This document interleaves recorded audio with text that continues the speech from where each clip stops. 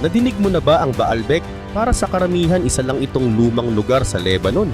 Pero sa mga hindi nakakaalam, nandito po ang ilan sa pinakamalalaking bato na ginamit sa napakadaming gusali sa buong mundo noong unang panahon.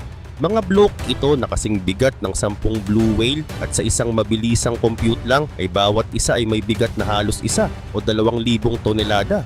At ang mas nakakagulat pa, paano sila nakagawa ng mga gusali noon gamit ang mabibigat na batong ito? Paano nila ito naiangat at nailagay ng sobrang eksakto kahit wala pang modernong crane o makinarya noon? Nais kong tugunan o bigyan ng kasagutan yung katanungan ng mga tao kung bakit naitayo yung mga gusali, naglalakihang gusali sa Lebanon, na especially doon sa Baalbek, na kung saan doon tinayo yung mga naglalakihang gusali. At sila'y nagtaka kung paano ginawa ng mga builders, paano nila pinatong yung mga naglalakihang mga gusali. At ito po yung aking mga katugunan.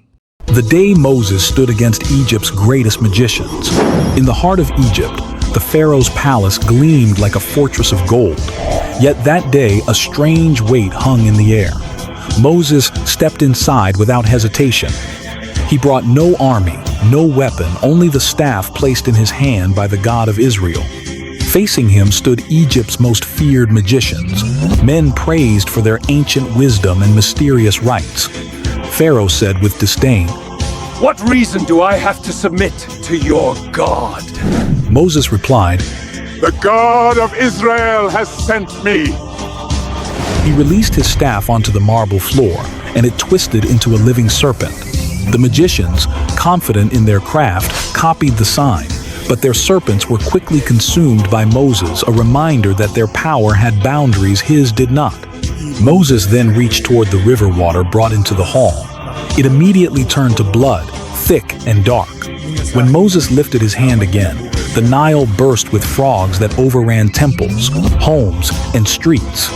The magicians tried to respond, but their efforts only worsened the chaos.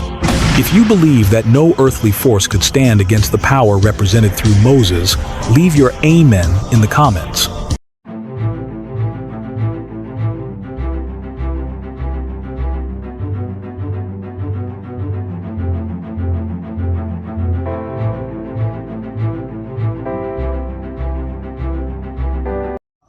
Dahil sa ating mga nakuhang mga videos na maaring makatulong sa kasagutan kung paano nila ginawa ang mga gasuhaling iyon po ay gawa po talaga ng mahika. Dahil ang mga tao noon mahilig po sa mahika.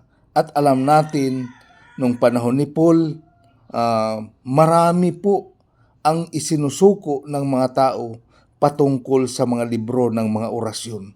So ito po yung tugon natin na ang dahilan kung bakit naitayo ang naglalakihang mga gusali na yon, dahil po iyon sa mahika.